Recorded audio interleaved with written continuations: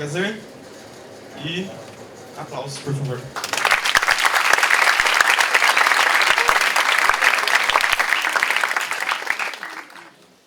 Só para agradecer. É bom aplaudir antes, porque no final não há garantia nenhuma. A primeira coisa que eu preciso de coração é agradecer a oportunidade de estar aqui. No ano passado, na primeira, eu estive também e gostei muito quando recebi o convite para voltar, porque é sinal de que passei no primeiro teste. Espero que hoje vocês, apesar de muitos estarem aqui já no quarto ou quinto turno do dia, ainda tenham energia para poder me acompanhar. Agradeço a presença de vocês e o convite deles. E queria parabenizar o IMEC por permitir e apoiar eventos como este. Isto é muito importante. Tem muitas universidades no Brasil que não conseguiram ainda fazer isso. Bom, com o ar condicionado desligado, vamos então dividir a minha exposição hoje em 3 partes. A primeira é mais corrida e mais teórica, só para pegar embalo. A segunda, começamos a conversar sobre o miolo da questão. E a terceira, que eu espero ter tempo, se o Fábio deixar, porque controle de tempo existe, né? Aí nós vamos trabalhar mais com esses materiais que eu selecionei. Eles selecionei porque eles exemplificam alguns pontos importantes que eu quero abordar no laboratório de matemática. Agora eu quero fazer uma experiência sem microfones, porque quando eu precisar das 2 mãos para trabalhar com os materiais, eu vou deixar o microfone de lado. Se vocês preferirem, eu uso o microfone e não uso o material.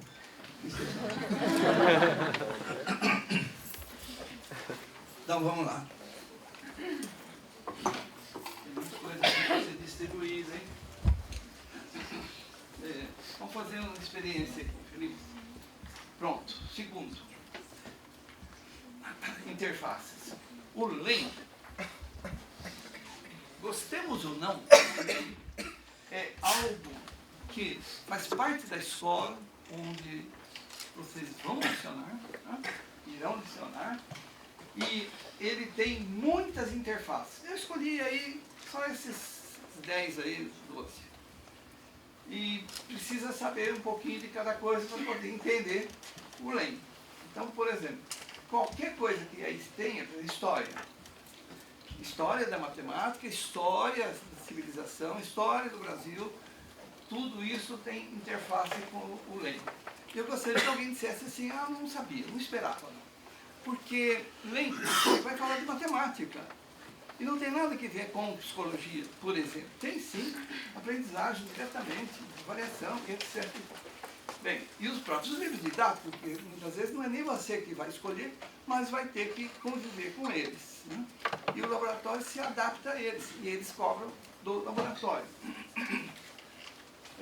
A pergunta importante que existe é a seguinte: será que o LEM é só um local onde está guardado material? Ou então LEM é a exposição que é feita para mostrar o que tem? Deixa essa pergunta no ar. Vamos ver.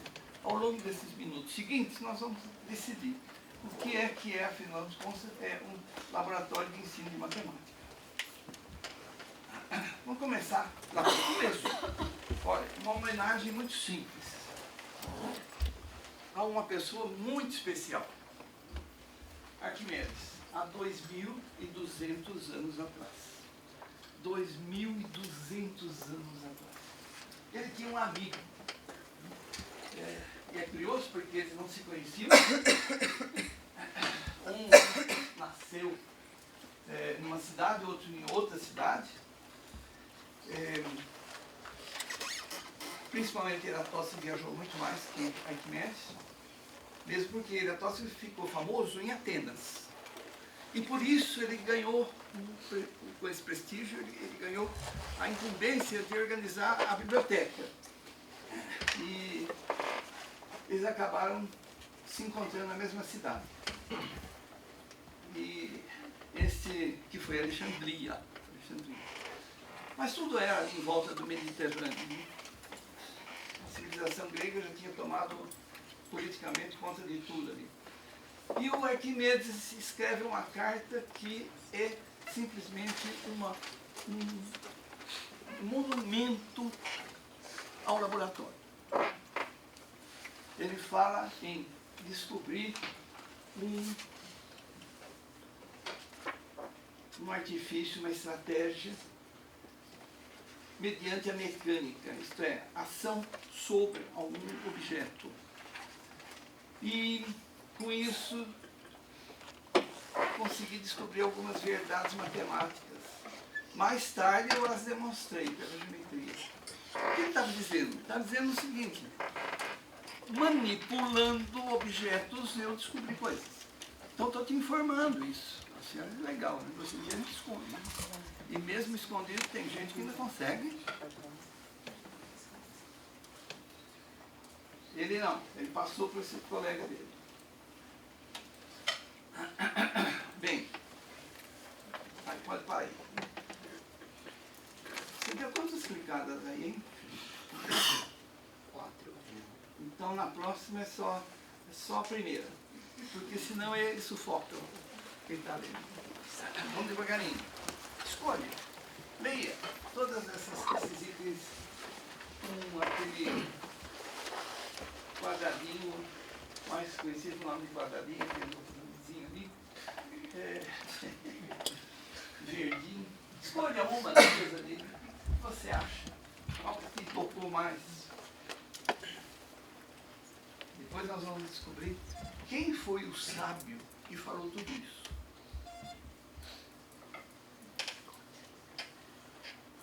Percebam que eu estou dando um embasamento para chegar no laboratório. Ele se baseia nessas frases aí, ditas por uma pessoa que provavelmente deve ter sido assim, um grande sábio, né? Posso mudar?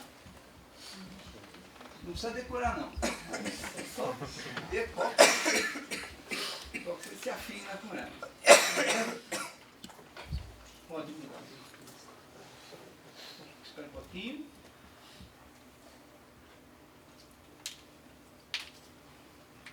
Vocês perceberam que todas falam de ação sobre objetos, usando sentidos, etc.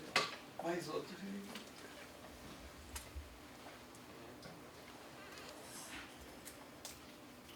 Tá bom.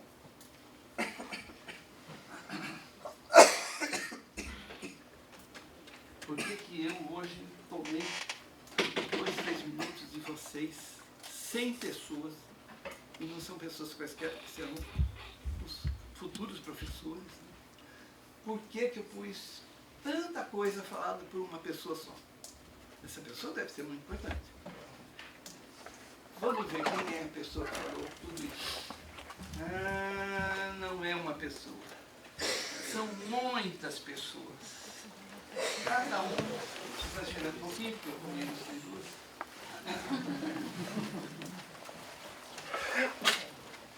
E selecionei só pessoas de muita projeção no meio de ciência, de educação, que falou isso nos últimos 500 anos. E fiz injustiça com vários outros. Mais um. Pronto. Com isso,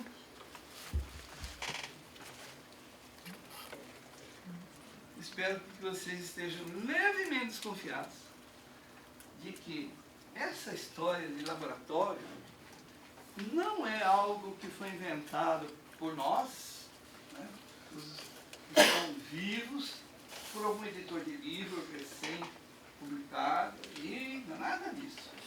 Isso é da tradição da educação, somado por muitas pessoas que se tornaram expoentes na sua época.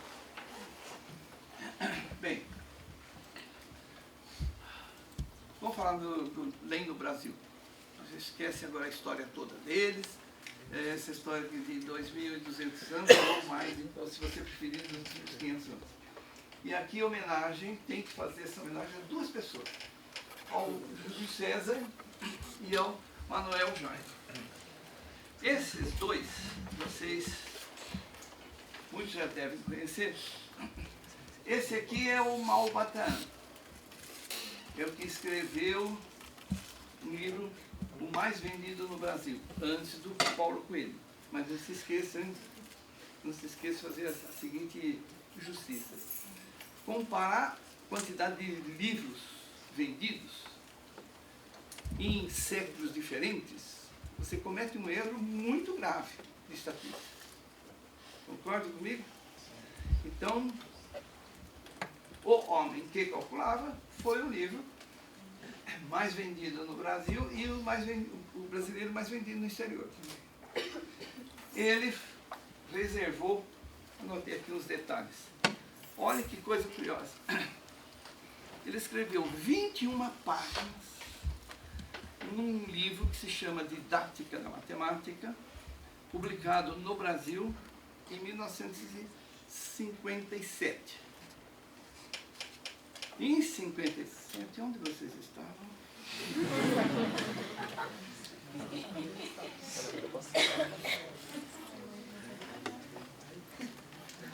Para poder fazer o atual quinto, sexto, sétimo ano, os alunos eram examinados, se chamava exame de admissão. E caíam problemas do tipo que eu vou ler agora. Eu não tive coragem de publicar aí porque é indecente. 1.200 litros exame para uma pessoa de 11 anos de idade, hein? Tá? Querendo fazer o tal de ginásio. Né? 1.200 litros de chumbo, mais 7.800.000 centímetros cúbicos de algodão, mais 500 quilogramas de água destilada. Quantos quilolitros pesam? Esse é um problema que caiu no exame. Não é invenção. Percebem em que absurdo é que ele teve a coragem de publicar um livro falando em laboratório? Porque era assim que era o ensino da matemática. Se você não gostou, achou pouco, tem mais um outro aqui. Exame. Operações aritméticas na base 7.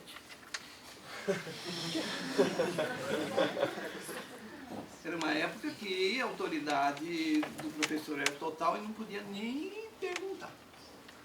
Aonde eu vou usar isso no dia? E o último probleminha para poder espantar o sono. E mostrar também como as coisas evoluíram. Né? O compêndio de matemática para exames de admissão. Dona Rosinha fez compra, chegou em casa e falou para o marido: comprei 5 milésimos de tonelada de manteiga a 6 cruzeiros, na época, cada meio hectograma. Quanto eu gastei? Bom, agora eu recortei 2 comentários que saíram no jornal na época. 2 soluções para o marido de Dona Rosinha. Ou interná-la, ou requerer o divórcio.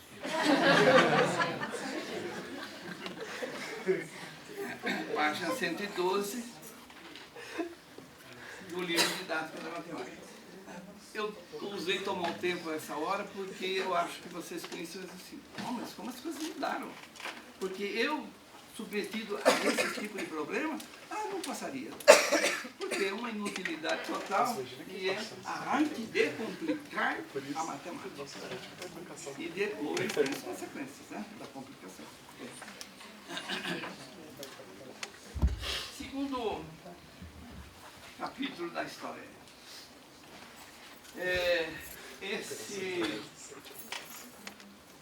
Esse mesmo professor,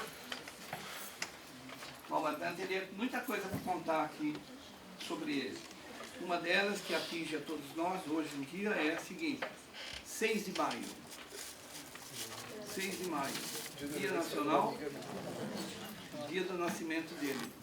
Homenagem a ele, pelo tudo que ele fez. Uma justa homenagem. Mas, vamos lá. O outro foi o Manuel Jair Bezerra.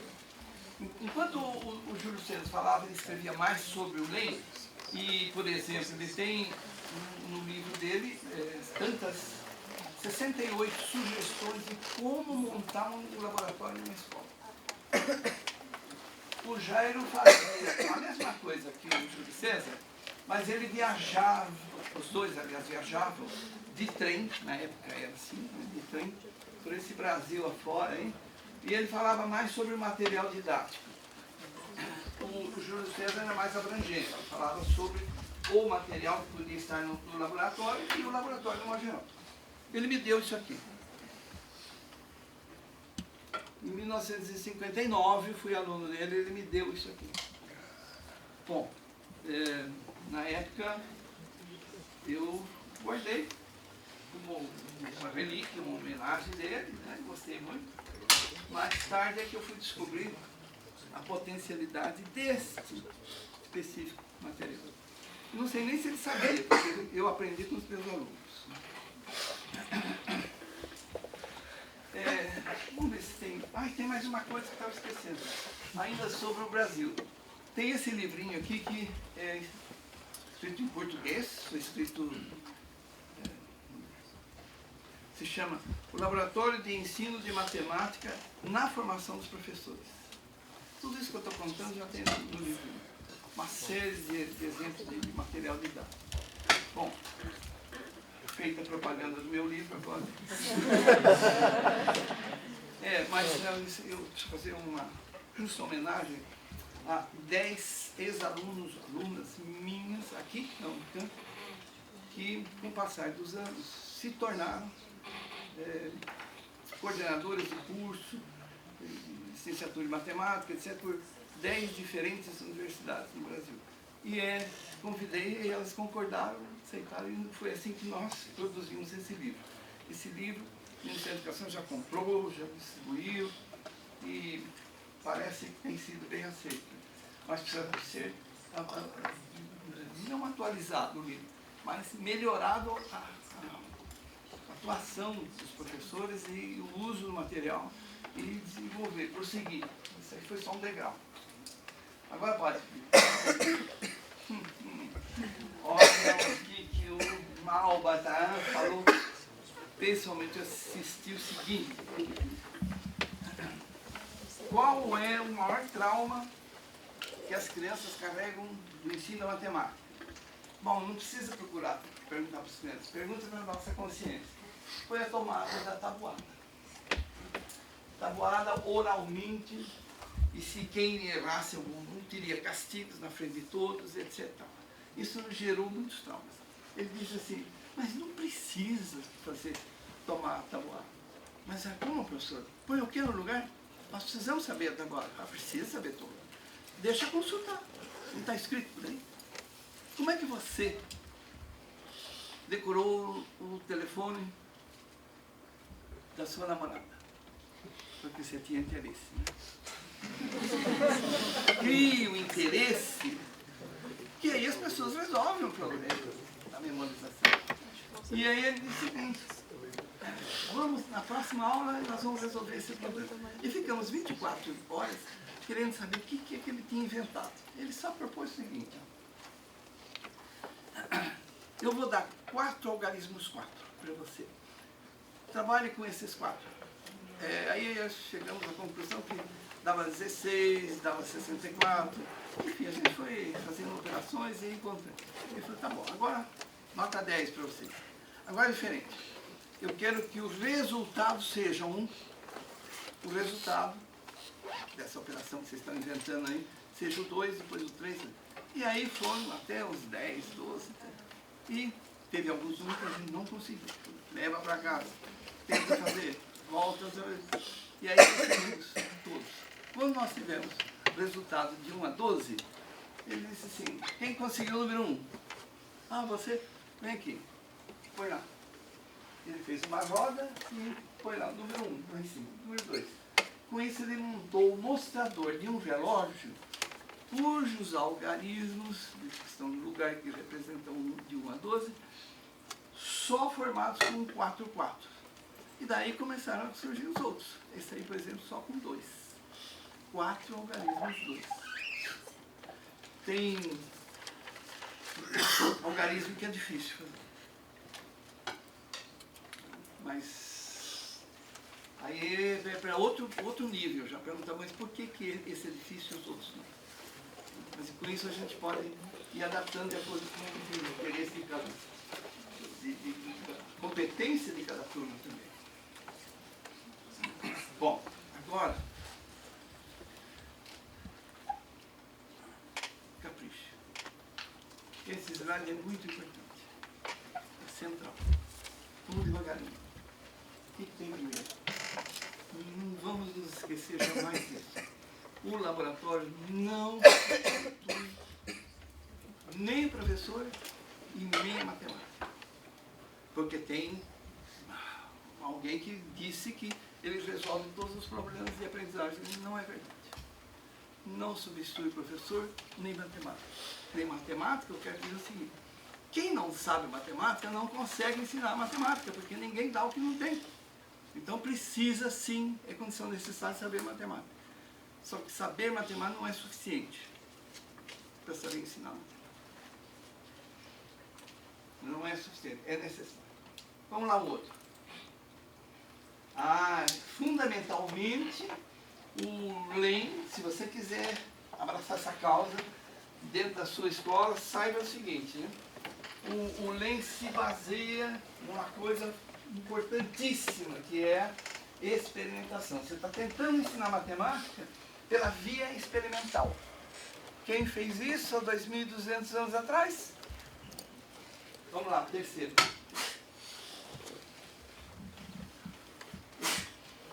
Significativa, né? Esse é um tipo de aprendizagem. Aprendizagem que tem significado. Quer dizer, é a melhor possível. O professor também. Então, o ensino por conta do professor e a aprendizagem por conta do aluno. Os dois, mas ele não consegue garantir. Por quê? Porque essas duas coisas dependem de outros fatores. Imagina um professor, por exemplo, vocês vão encontrar aqui pessoas que são professores, mas não fizeram um bom curso de matemática. E aí não vai sair ensino de qualidade. Mesmo que tenha um laboratório muito bom, pronto. Laboratório pronto a gente vai discutir daqui a pouquinho. Terceiro.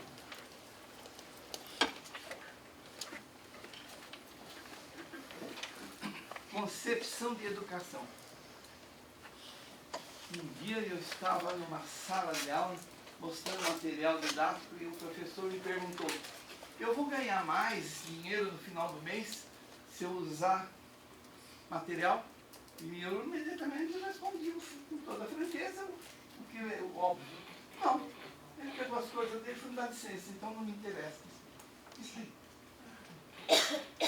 E eu me lembro que eu respondi imediatamente: mas eu também não quero trabalhar com quem pensa assim.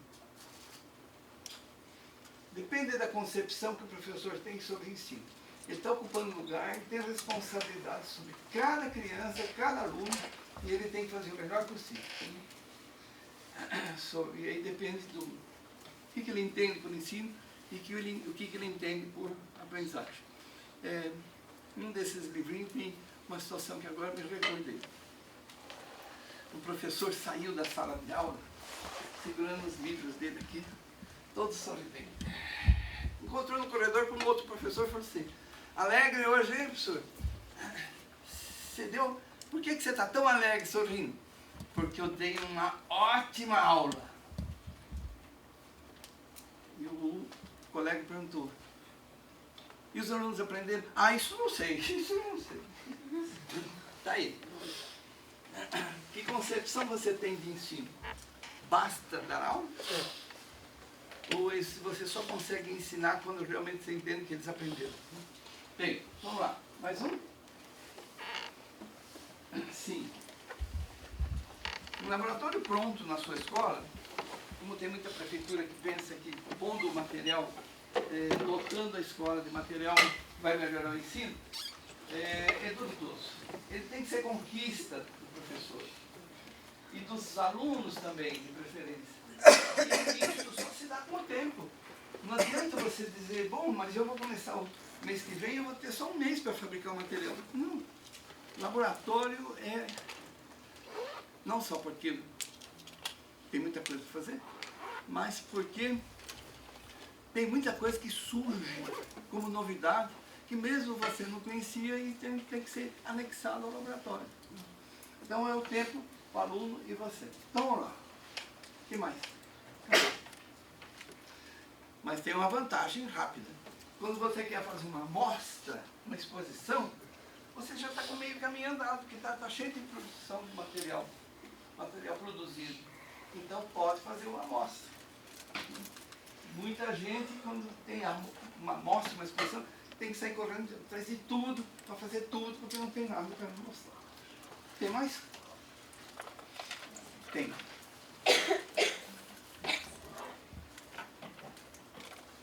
O ideal é isso. O ideal é que os alunos participem da produção. Eles se ajudem a construir. E vão surgir coisas interessantíssimas. Nós já tivemos uma amostra grátis sobre isso aqui no IMEC, no dia 20 de abril deste ano. Alguns dos presentes participaram fortemente quando o IMEC foi invadido por aquelas 1000 crianças aí. Alguém se lembra disso? Nós recebemos os cumprimentos até do Canadá, por causa daquilo. O vídeo se espalhou e foi muito bom. Bom, mas e aí? Acho que tem mais coisas. Tipos de materiais. Pronto. Isso não é difícil. Precisa tempo, hein? Aos pouquinhos a gente vai juntando os livros que interessam, né? Tem artigos de jornais, de revistas, você tem que se manter atento para poder conseguir impressos ou eletrônicos. E que mais?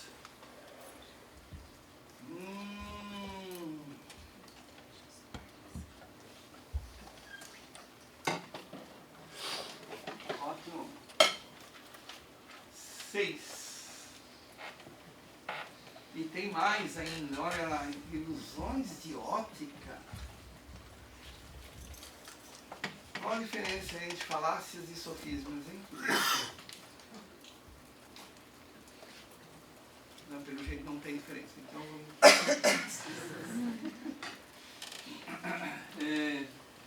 jogos, quebra-cabeças, enfim, olha quanta coisa tem. Então tem coisas que já estão impressas, já estão definidas, tem autores, tem coisas que precisa pesquisar, como a história da matemática, né?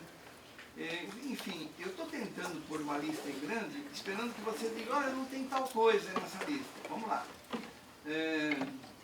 Tem mais aí. Pronto. Ufa, isso é importante. As perguntas dos alunos. Geralmente o aluno pergunta por que menos por menos dá mais. Quem já tem alguma experiência de magistério aqui, ou conversou com algum colega, já passou por isso.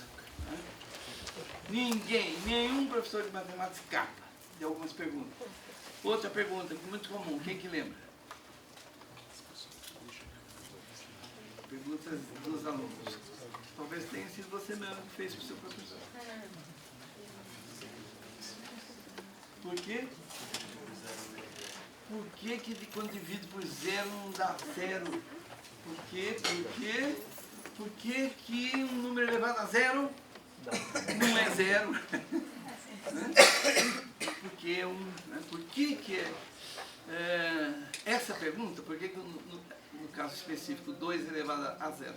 Ou eu recebi hoje, eu já lembrei de vocês, hoje. Por que um número elevado a, no caso, 2 elevado a 0 não dá 0?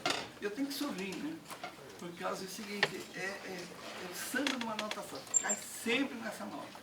Mas só tem uma... Eu comecei a colecionar, por causa dos alunos. Antes de chegar ao Unicamp, eu trabalhava só com os alunos que um dia viriam ao Unicamp. E aí eu aprendi que as turmas mudavam, mas as perguntas eram as mesmas. Quando eu viajei para fora do Brasil, eu descobri que eram as mesmas, só que faziam em espanhol. Sempre as mesmas. Eu acho que está na hora do ensino, sabendo disso, já fornecer o embasamento para que eles entendam por que foram tomadas essas decisões.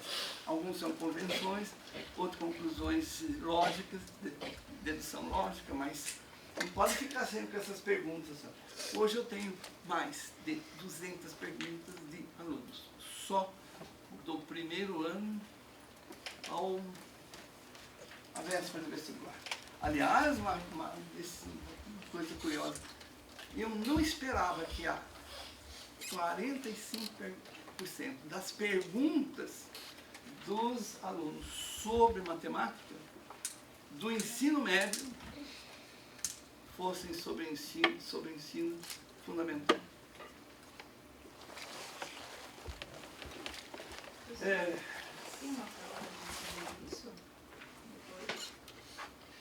Eu vou repetir a pergunta porque eu não sei se vocês escutaram a pergunta. Ela quer saber se tem alguma forma de ela acessar isso que eu estou dizendo. As perguntas, não é isso? Uhum. Tem. Eu estou terminando de fazer um livrinho sobre isso.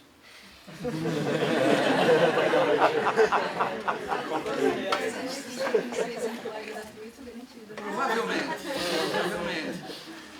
Perguntas dos alunos. É que o complicador que surgiu foi o seguinte: eu tinha me preparado para responder 100 perguntas. O título do livro seria Matemática Sem Porquês. O 100 com C e o 100 com S. Só que quando eu fui contar deu mais de 200.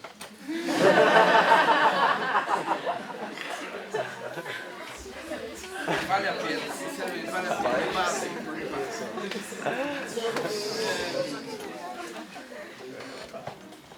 O ano passado aqui no IMEC teve uma exposição, se eu não me engano, de artefatos trazidos da Universidade de Maringá. Aí foi isso, Maringá, né? Muito interessante. Réplicas, artefatos. Réplicas, bom, réplicas eu tenho várias aqui. E uma delas muito conhecida é essa daqui, ó.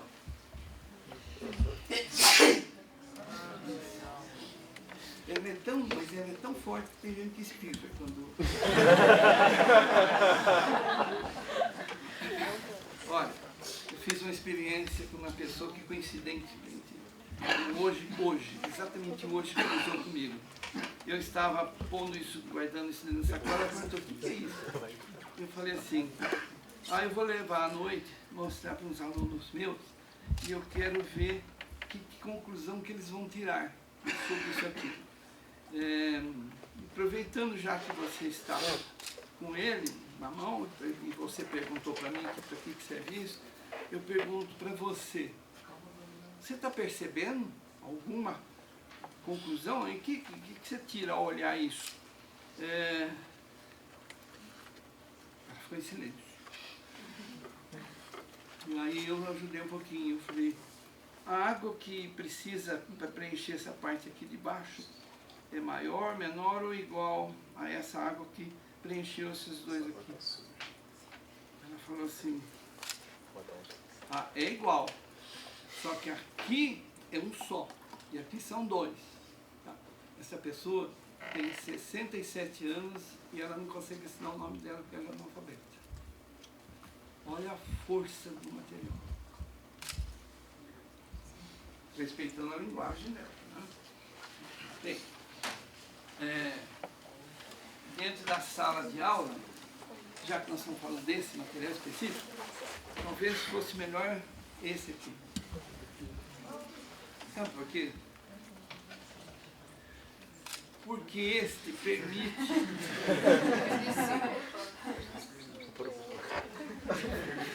permite uma ação individual no ritmo de quem está aprendendo. E aquele é demonstrativo para o grupo. E o grupo sempre tem pessoas que avançam, outros menos. Alguém tem mais perguntas? Então, talvez seja, em outras palavras, quando a gente for usar o material, precisa adaptar-se ao grupo, ou melhor dizendo, à pessoa, ao ritmo de cada um. Bem, já temos bastante murais, hein? Bastante murais, pôster, porque daquele encontro passado aí, o que foi? 200? O que mais que tem? Industrializados. Tem materiais industrializados. Esse aqui é um industrializado, olha. Todos podem fazer em casa, sossegadamente. É canudinho com plástico. O importante não é se ele seja a fonte dele, quem fez, nada. É o que pode ser feito com isso, que descoberta que eu posso fazer com isso. Eu posso pensar num material plano, né? E aí, agora eu vou segurar um pouquinho assim, paradinho assim, para poder ter a fotografia.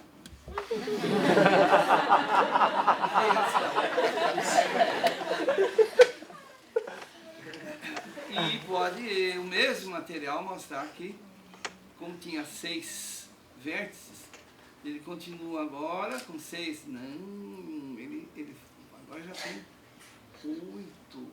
E é tridimensional este. Bem,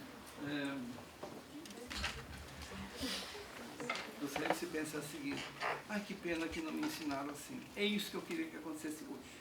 Porque você volta sempre na sala de aula e vai ser responsável. Hoje você vai imprimir naquela escola. Então, pense bem nisso que está acontecendo hoje. Acho que tem os instrumentos medidos, sem dúvida. Um relógio de sol, por exemplo. Por que não põe um relógio de sol na escola para mostrar como é que os antigos mediam as horas pelo sol? Tem inúmeros tipos diferentes. Ninguém até hoje teve mais oportunidades de receber, pelo avanço da informática, tantas ofertas quanto hoje essa turma tem. Nossa, bastaria isso, hein? Eu acho que isso não dispensa a manipulação para muitas pessoas, que antes de voar precisam rodar, que nem os aviões. Eles voam, mas antes de voar eles têm que rodar na pista. Muitos de nós precisamos primeiro manipular e depois só na mente, né? Ou na imagem. Bom, acho que acabou. Tem os instrumentos para fabricar os materiais também, para consertar os materiais. É o último itemzinho. Tá bom. Ok, Felipe. Eu acho que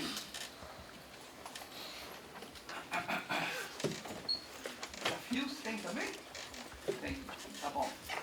Tem 4 desafios e uma coisa que eu tenho coisa aí porque eu sou implicado com isso. As implicações. Escolha, qual é o desafio que você gostaria de tratar com os seus alunos?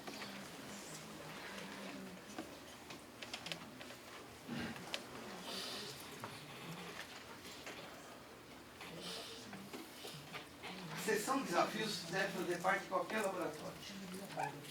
Muito importante. Por exemplo, eu vou pegar o terceiro ali. Quadrado de 10 metros, isso aí tem tanto terreno aí, né? Um terreno de 10 metros. É lógico que ele tem 10 metros quadrados. Tenho feito pergunta para os nossos amigos, não os que lidam com matemática. Todos concordam que é verdade. Pode parecer tão banal uma pergunta. Preste bem atenção. Ou se você quiser pensar no sentido oposto. Um quadrado de 10 metros quadrados. você forma um quadrado. E ele tem 10 metros de lado. Com 10 metros de lado você faz, você consegue. Quem parou no segundo, fez conta de cabeça e deu 20 vezes 100 é igual a 100 vezes 20. E é tentado responder que sim. Na verdade, esse é o desafio. Qual é o maior? Não, não tem maior, porque os dois dão o mesmo resultado. Será?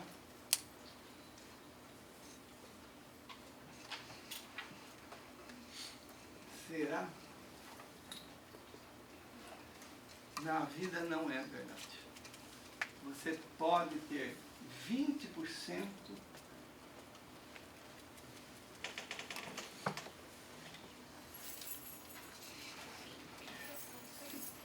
um goleiro defendeu 20% dos 100 pênaltis que foram batidos. 20%. Ele engoliu 80%. Hein? E um outro conseguiu defender todos os 20 que bateram. Qual goleiro você poria no seu time? Aí você começa a perceber assim, então interessante. Bom, a linguagem matemática é maravilhosa. Só isso aí daria para trabalhar todo dia um desafio com uma menina. Então precisa fazer o cantinho dos desafios. E aqui embaixo, muito suave, né? Olha, indique. Quais são as abreviaturas corretas que aí estão? Escolha. Se você tiver dúvida, não vá à revista, principalmente à TV. A TV é um antro de gente que não sabe qual é a correta. E divulga mais do que todos nós juntos no resto da nossa vida. Nós estamos em 100 pessoas aqui dentro dessa sala. Se você somar tudo que nós vamos fazer ao longo de toda a nossa vida, a TV vai ganhar só uma noite mostrando errado as coisas. E nós estamos lá na escola corrigindo.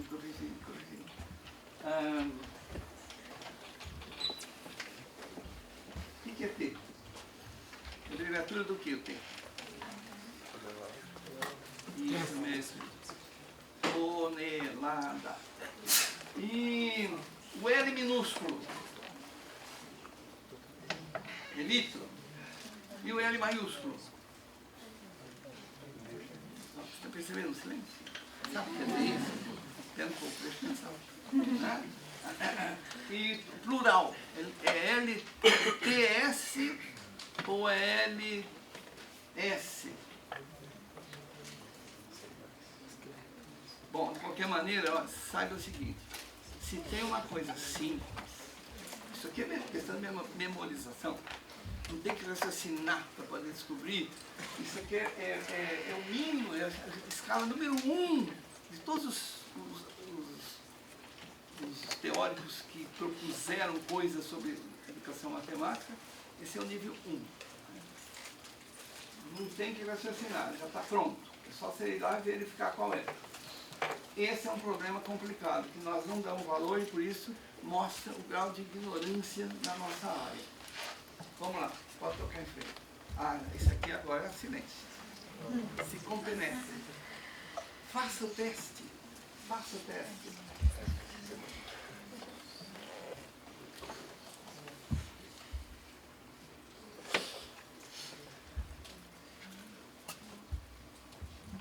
Quem achou 4? 4. Só o Felipe, né? Achou 4. Não disse que você achou só 4. Disse que só o Felipe achou 4. O que mais? Quem achou 5? Ninguém achou 5. Que pena. 9? Que bom. 10? 11? Quem me dá mais? Quem me dá mais?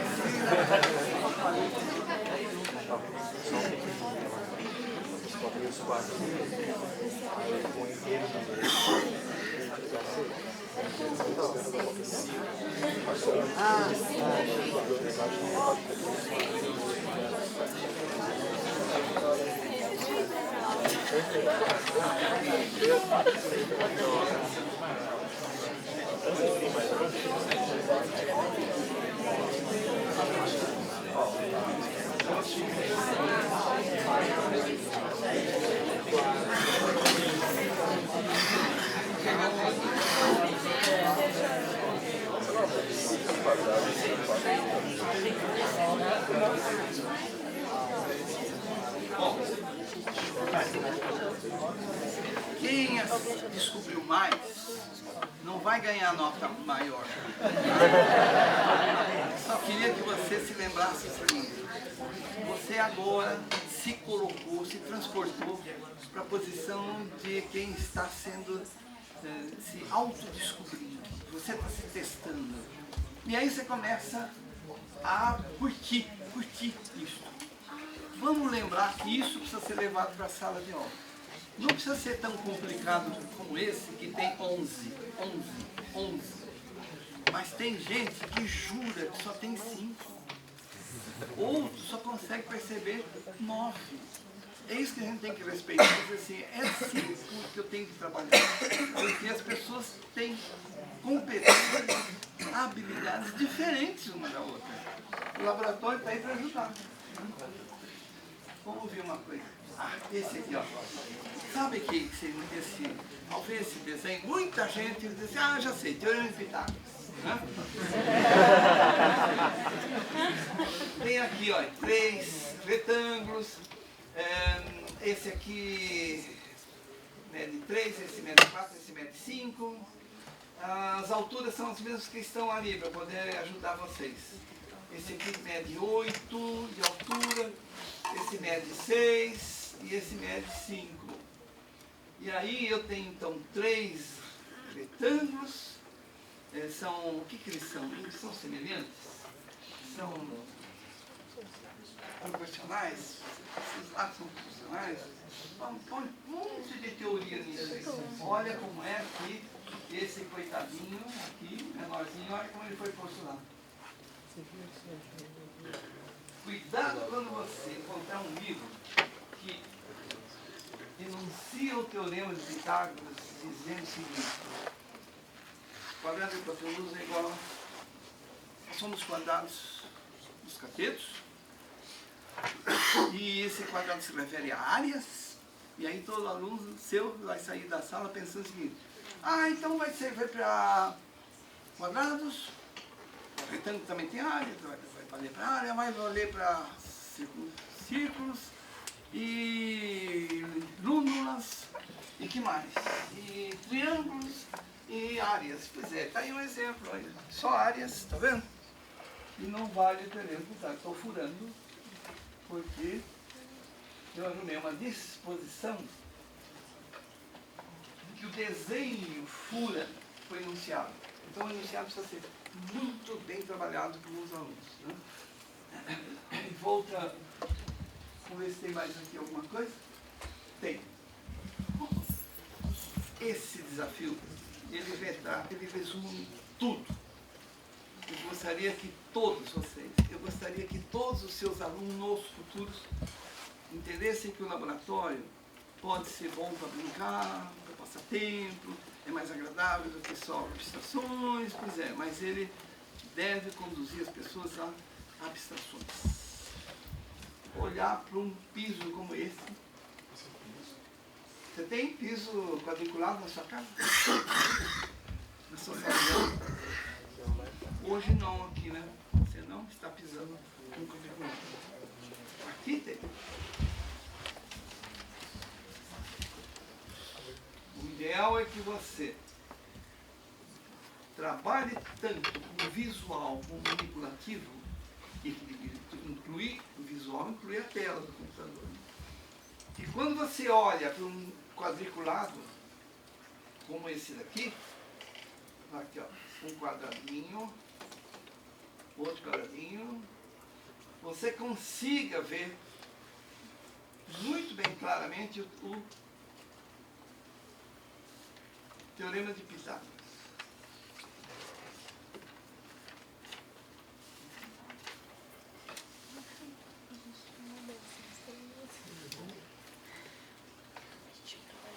Então vamos lá devagar. devagarinho e fazer outra vez. Porque a diferença é mais perto. Tá aí. Tem isso, depois disso vem esse para ajudar um pouquinho. Ó. E se você mesmo assim não conseguir ver um triângulo com os 3 quadrados, então esse outro aqui te ajuda um pouquinho mais. Não é simples, né? Mas depende de você.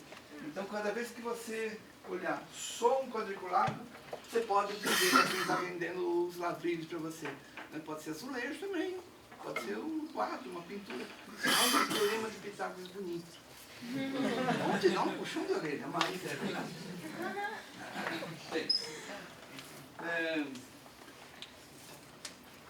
Ok, finalmente chegamos ao LEM.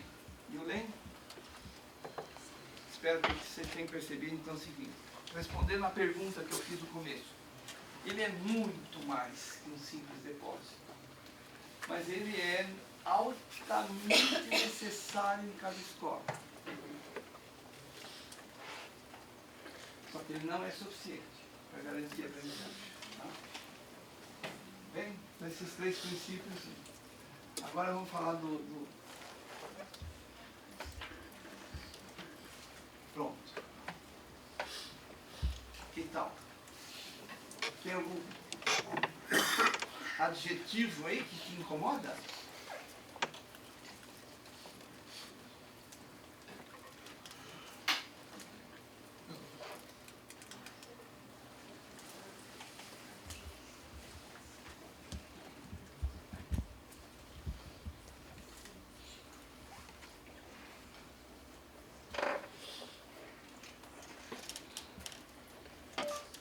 Posso começar pelo primeiro? Ele é um revelador, ele funciona que nem um raio-x.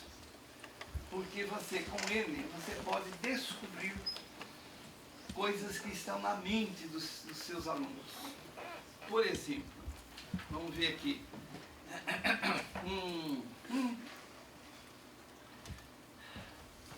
Quem pode me ajudar desde que não conheçam isso aqui?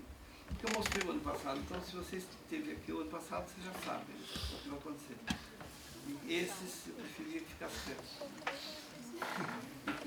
Senão estraga tudo, porque ele já sabe o resultado, e eu preciso do processo para chegar no resultado. O resultado. Ninguém me ajuda. Você já conhece isso? Então, Caroline, por favor, obrigado por você ter tido a coragem de vir aqui. Você não ganha nada. Tire a argolinha. Tire a argolinha daí de dentro, sem arrebentar tudo. E, inclusive, sem tirar as 2 capinhas vermelhas da onde elas estão. Olha, Caroline é uma aluna normal. Certo? O que ela faz para tirar a argolinha? Ela tenta girar a argolinha. Isso é comum em todas as pessoas. Por isso que eu disse que ela é normal. Bom, ela vai virar para lá até chegar a um certo ponto. Como ela descobre que não vai dar para sair, ela volta. E depois ela vai outra vez. E depois ela vem. Agora não se esqueça o seguinte, isso aí é para estar na sua mão com 7, 8 anos de idade. Com mais 2 Carolinas juntas. Para conversar, para ver, mas como é que nós vamos fazer isso? Será que isso sai? Isso não sai. Não sai. Ah, desistimos então. Carolina, obrigado pelo show, porque você está completa. Era isso que eu precisava. É sempre assoprando que ajuda. Sabe? Quando estiver difícil, faz assim, ó.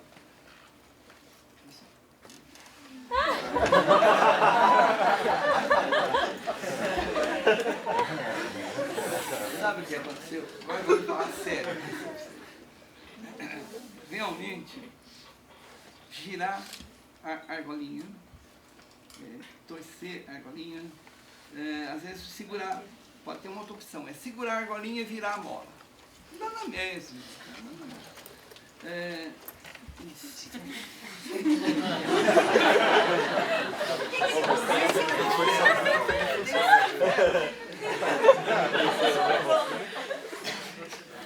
Então, ótimo. A gente se conheceu agora, hein? Por isso que está sendo certo. Muito bonito. Sempre nós tentamos o mesmo trajetória. Sempre o mesmo caminho, sempre a mesma coisa. Por quê? Porque a escola tem sonegado a nós as alternativas espaciais que a gente dispõe. Então, aí no caso, é sempre fazer a mesma coisa.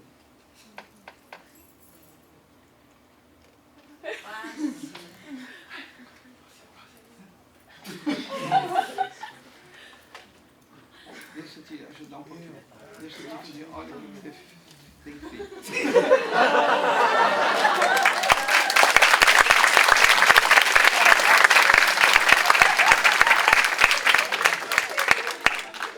Vocês já imaginaram poder ensinar e aprender matemática sorrindo assim? Legal, né? Muito melhor do que ficar decorando tabuada. Daqui em diante, eu tenho certeza que ela vai perceber o seguinte. Eu tenho dois caminhos. Um é girar e ela não sai. Ela pode abaixar, ir até lá embaixo ou ir lá para cima, não sai. O outro caminho é fazer um outro movimento. Esse é diferente desse, é rotação também, né? Mas olha aqui, ó. Assim não sai, mas assim ela sai. Então, isso vale para todos os movimentos. Ou você tem translação, ou rotação, ou reflexão. E a gente insiste em resolver os problemas só com translação, por exemplo. Ou então só com rotação. Não, você dispõe de três coisas bem distintas. Bem, eu te agradeço muito porque por mais que eu quisesse te representar, eu não seria feliz como você foi, principalmente com um sorriso. Né? Obrigado. Muito obrigado.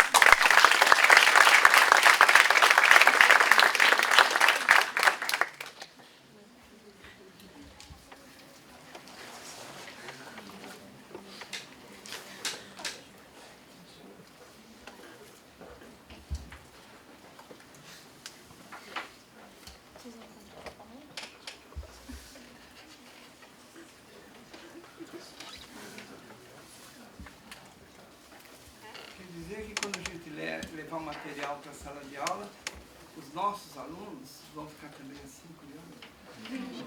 O silêncio é sinal de que, né, há interesse. O que vai acontecer agora?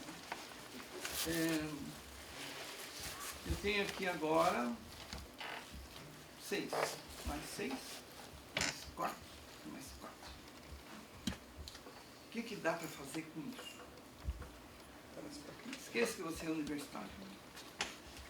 Gostaria que você pensasse o seguinte: isso deveria de ter estado na minha mão quando eu tinha 10 anos, ou 8 anos, etc. Então, manipulação, para eu descobrir isso. Então, hoje nós vamos fazer conta. Quem vier me ajudar aqui, agora faz conta que tem 10 anos de idade. Quem é que vai me ajudar aqui? Quem é que vai, Carolina? Me faz favor. É o Vitor. Vitor, você faz favor de fazer direitinho, porque eu escolhi esse nome porque o meu neto é Vitor. Um que eu garanto para você que é igual, e mais outro diferente, mais outro diferente. Você quer alguém para te ajudar, para não pode cair da mão, monte, o que você quiser. E quando eu digo o que você quiser, não é que eu estou achando que ele vai fazer tal coisa. Não. O que ele fizer é o produto dele. Tem valor igualmente àquele que eu estou imaginando. E faz, pronto. Muito legal. Muito bom.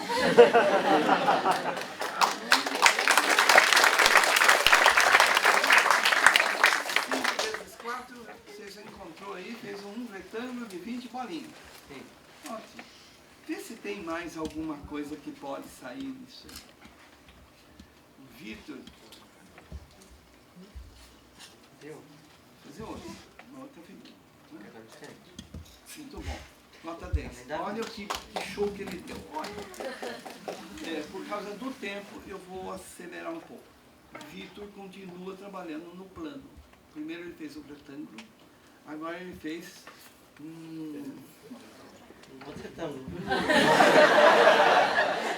a vezes B, né?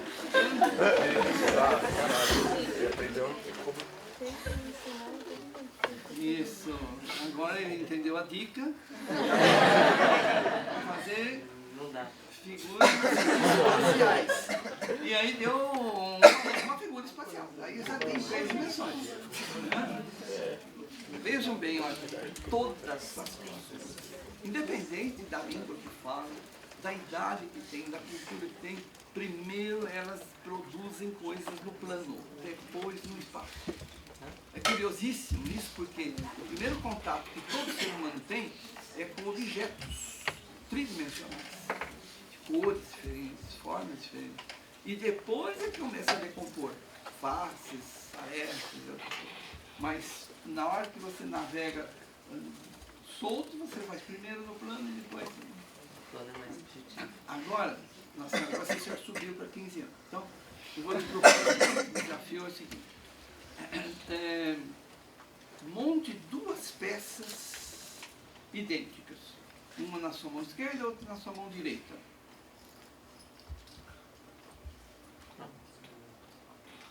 Idênticas. 2T. Isso. Plano. Perceberam? 2 dimensões. A letra T. Novamente eu dou a dica para ele. Agora vamos montar uma tridimensional.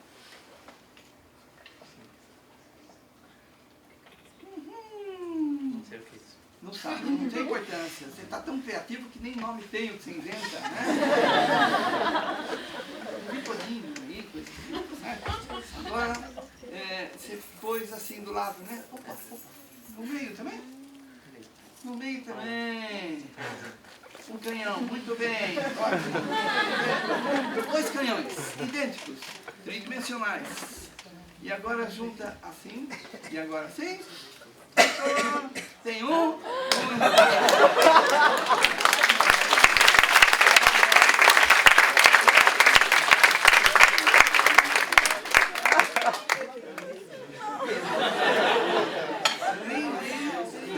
Bonito. Isso. Impressionado, né?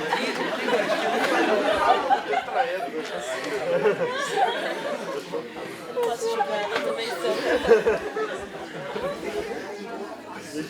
Se eu der para qualquer uma das pessoas aqui que não conhece, né? Você vai conhecer, qualquer um aqui, 2 peças idênticas, e disser para eles, monte um poliedro só, sabe o que eles vão fazer? Translação, né? Aí faz outra translação, faz outra translação, quer dizer, trapézio com trapézio, ó, trapézio com trapézio, deu um poliedro, triângulo com triângulo e quadrado com quadrado. Dificilmente alguém faz além, Carolina, lembra assim, além da translação, faz também rotação. Queria outro, que é o próprio. Que é o mesmo poliedro, mesma figura. E que caiu no vestibular dizendo o seguinte, como que você divide uma pirâmide em 2 partes iguais, com um corte só. Isso é difícil, por quê? Porque a nossa escola não ajuda a desenvolver a percepção espacial. E a gente cresce burro para ter... Não.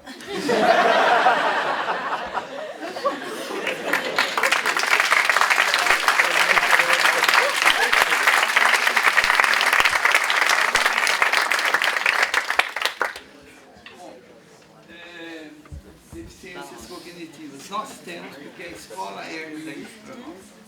Nos empaturra de aritmética. Pergunte para os vizinhos, os parentes, os conhecidos, o que é matemática? E quando eles se encontram, você diz que você é professor de matemática, eles dizem, como você é inteligente. Eles estão pensando que você sabe fazer conta. É isso aí, essa é a concepção. Quando na verdade tinha que fazer conta com aritmética, mas tem que resolver equações com altas funções, tem que saber também geometria. E a geometria sempre, nós já entramos num círculo vicioso. A universidade não ensinou e eles se tornaram professores sem saber, então eles também não ensinam e ficam do jeito que está. Agora eu queria chamar a atenção de vocês para uma coisa interessante. Olha, começando por aqui. Se nós tivéssemos o direito de manipular esse objeto, será que, pode ser com 5, 6, 7 anos de idade, hein? Será que isso não teria ajudado a gente a entender o Teorema de Pitágoras mais tarde? Quer dizer, ele é, assim, um antecipador de conteúdos. Não precisa esperar a nossa proposta curricular chegar no 10º ano de escola para poder introduzir uma coisa chamada Teorema de Pitágoras. De jeito nenhum. Pode ser lá no começo. Vou dar um outro exemplo fora desse aqui, que é o seguinte. Quando você vê esse material, ele foi inventado com a intenção de mostrar para as pessoas que a soma dos 3 ângulos internos de um triângulo dá 180 graus. Bom, ele tem um defeito, que é o seguinte, ele leva as pessoas a perguntar o seguinte, mas isso só vale para esse, será que vale para outros? E vale para todos? Pois é, ele não consegue mostrar isso tudo. Você que tem que encontrar outras maneiras. Bom, o professor já estava satisfeito em colocar esse material na mão das crianças, para mostrar que a soma dos 3 ângulos é 180 graus. E aí o que acontece? Para vocês eu pergunto, não daria para levar isso aqui para uma pessoa que estivesse no 5º ano, por exemplo, no 4º ano? Dá para manusear, faz a cartolina, faça qualquer sucata que você tiver, mas deixa de fazer e ele descobrir que então nós pusemos isso na mão de uma criança da pré-escola. Isso também é judiação. Sabe o que aconteceu? O menino disse o seguinte, você pensa que ele disse que a soma dos 3 ângulos é 180 graus? Jamais. Ele deu uma aula para nós e disse o seguinte, gostei desse brinquedo. Por quê? Porque ele faz barulho.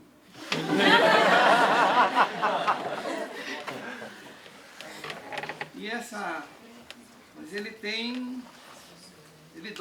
dobra isso aqui, ele dobra. E a gente vai ajudando, né? Porque ele tá pronto. Ele explode qualquer hora aí. E aí a gente aprendeu com eles o seguinte, olha a frase que eu acho que é sagrada. As 3 pontas dão meia roda. Essa frase quer dizer o seguinte para nós, professores. Vocês estão demorando muito tempo para mostrar as coisas sobre geometria. Nós podemos aprender muito antes, desde que vocês respeitem o nosso vocabulário. As 3 pontas dão meia roda. Não tem soma, não tem ângulo, não tem 180 graus, não tem nada dessas coisas que a escola vai criando e se torna um valor. Então, esse é um exemplo de antecipador. Agora eu vou mostrar o mesmo material, como ele pode ser um complicador. O professor todo satisfeito porque achou isso no laboratório, levou para a sala de aula e falou, olha, dou 10 para quem descobriu uma propriedade. E ele, professor, esperava que a propriedade a ser descoberta seria essa aqui, certo?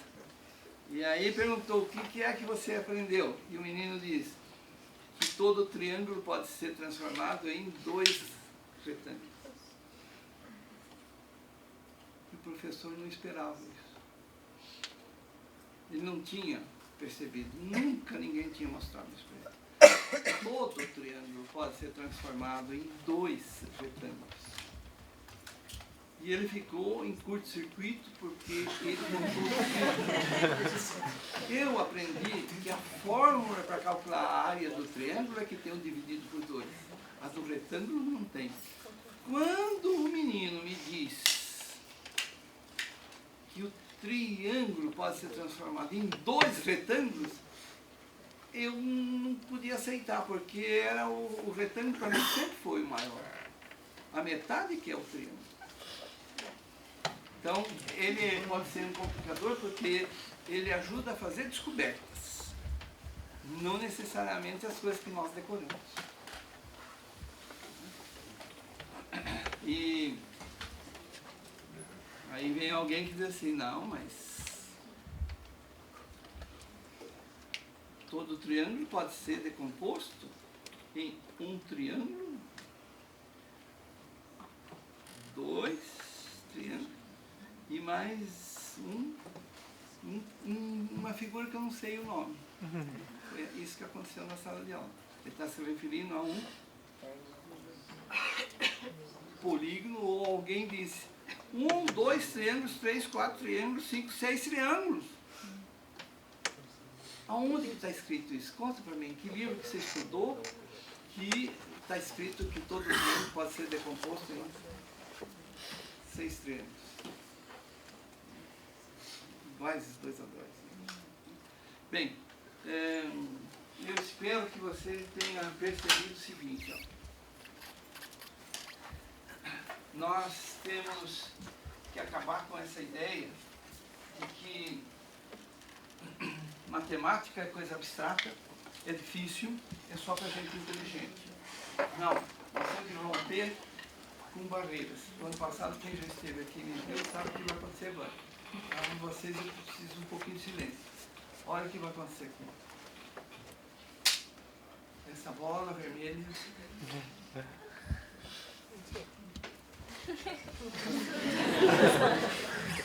Vamos chamar de vermelho, não pode? Ela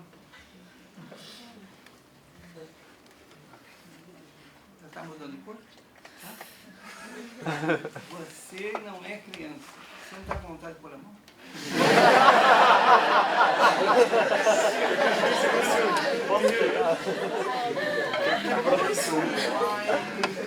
As crianças vão ter mesmo mais que você já, adultos. Nós temos que levar coisas para as crianças manipularem, descobrirem, para ver como que as coisas acontecem. Eu quero pôr a mão, eu quero entender. E ao pôr a mão, eles vão sim descobrir coisas muito curiosas. Por exemplo, como é que você chama isso aqui? Isso é um poliedro. Deixa eu ver esse nome. Tem outros poliedros que a gente consegue reconhecer mais fácil. Por exemplo, esse aqui, ó.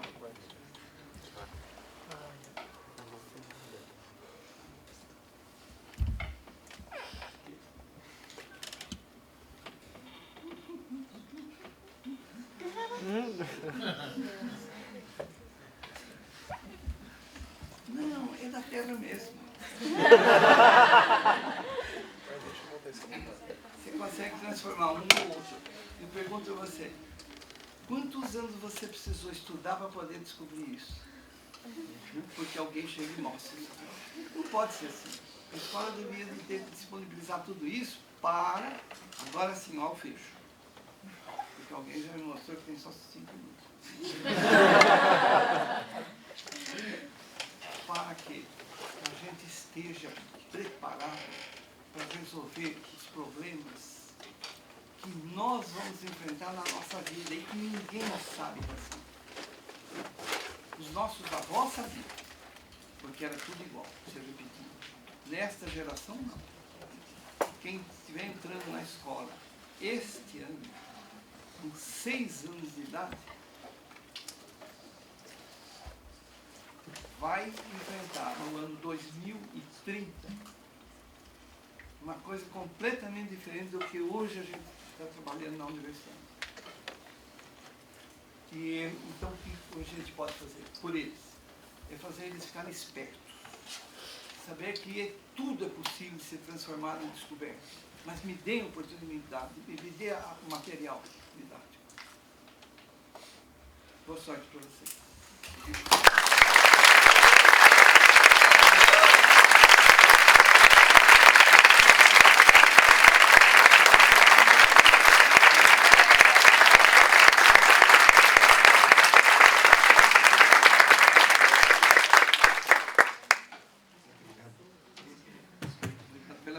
Né?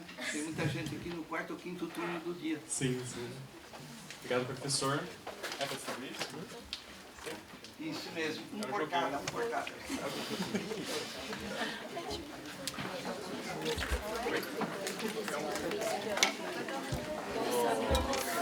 Pessoal, perguntas? Comentários? Dúvidas? Não.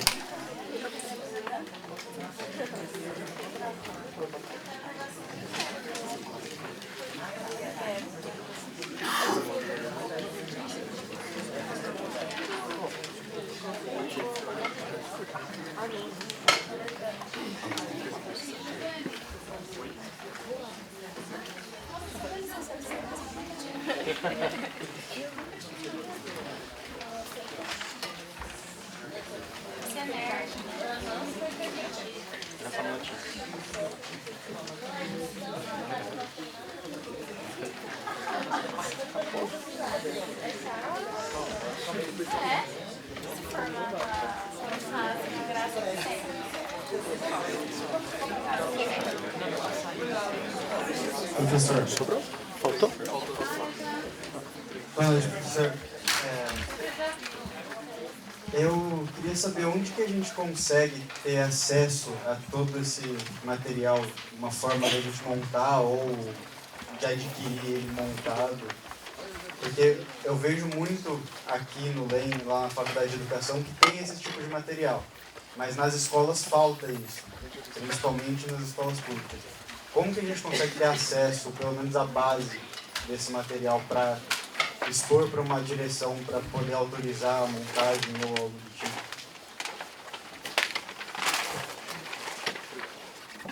Qual o seu nome? Rafael. Rafael, você me deu uma oportunidade muito boa, sabe? Porque eu estou aposentado. Há 22 anos, mas eu estou aposentado. E não saí daqui tão muito. Eu não tenho mais o privilégio de estar na graduação com vocês. Então eu posso dar uma resposta agora maldosa. Né? Eu assim, aperte os colegas meus.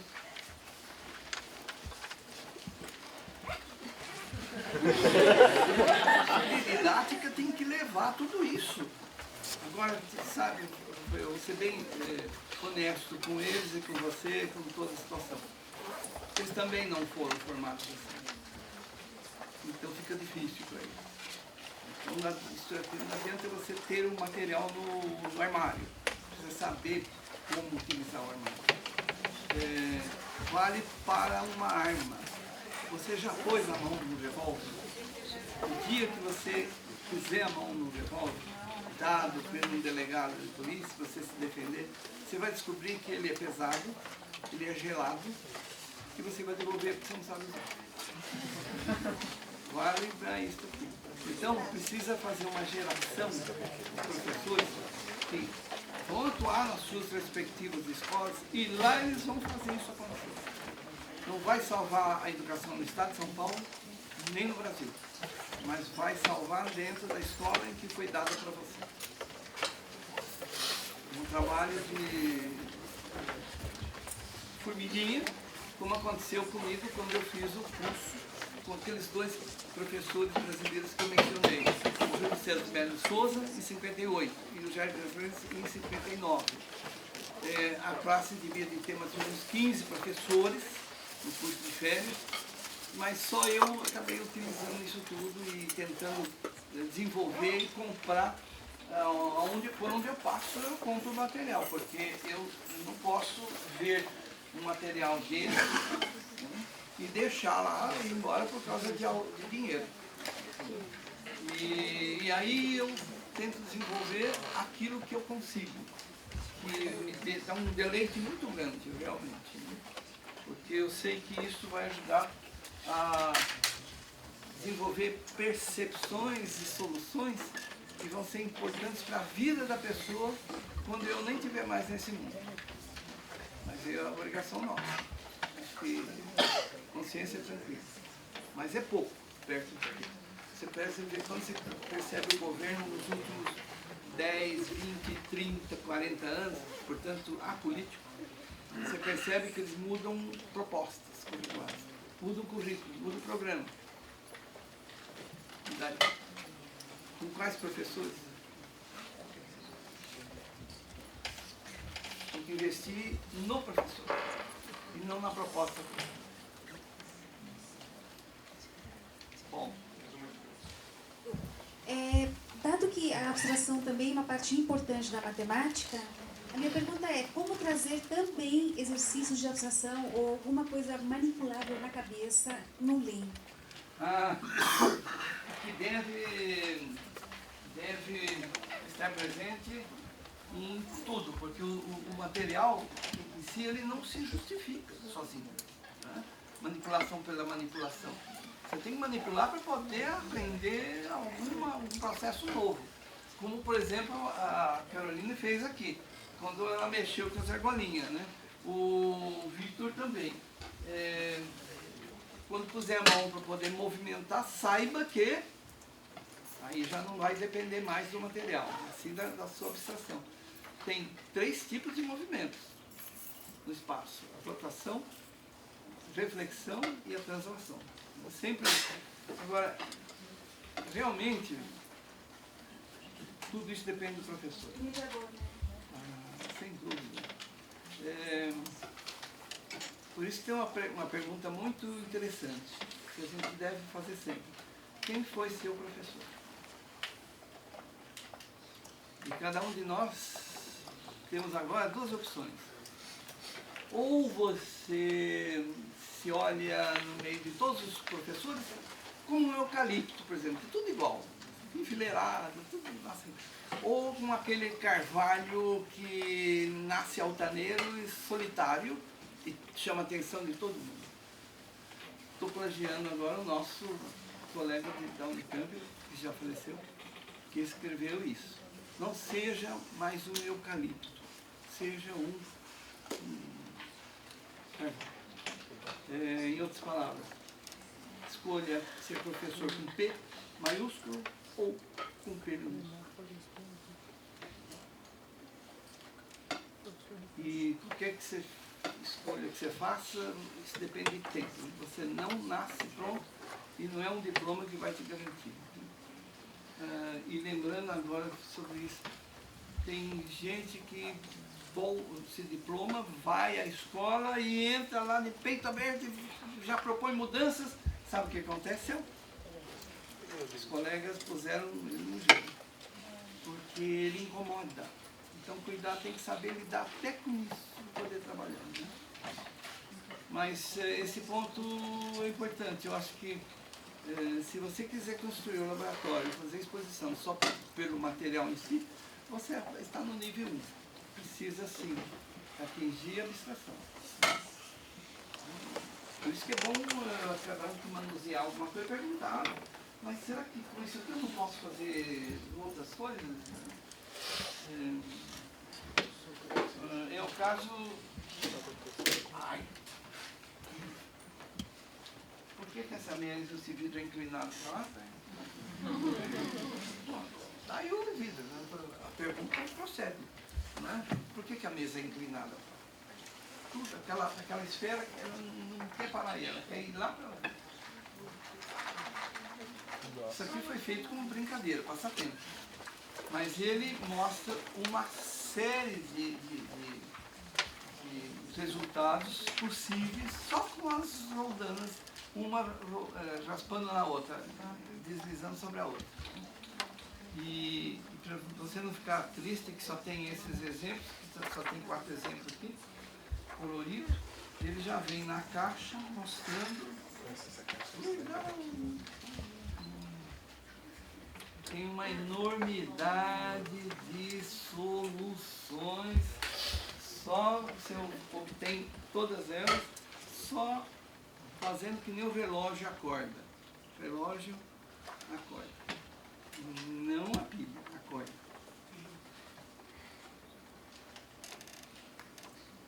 Os dentinhos de um rodando lá com o outro, empurrando, e assim você com o lápis consegue tudo isso. Bom, nos nossos livros de geometria, do ensino universitário, só tem 2, 3 dessas. E aí tem o nome, cardioide, mais não sei o que lá. Isso é muito pouco. Uma criança pode fazer tudo isso desde que o laboratório ajude a ela pensar nisso tudo. Mais alguma questão? Cuidado, porque pode me dizer que hora que nós vamos dormir. E amanhã tem mais. Queria aproveitar a oportunidade para agradecer. Se Carolina, por exemplo, deu um sorriso quando descobriu, vocês imaginam que satisfação que eu tenho em estar aqui para poder falar para vocês. Que vocês sejam muito felizes. Parabéns.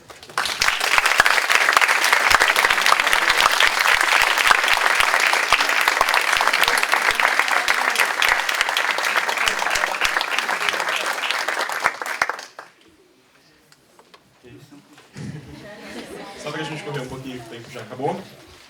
Vou reforçar os recados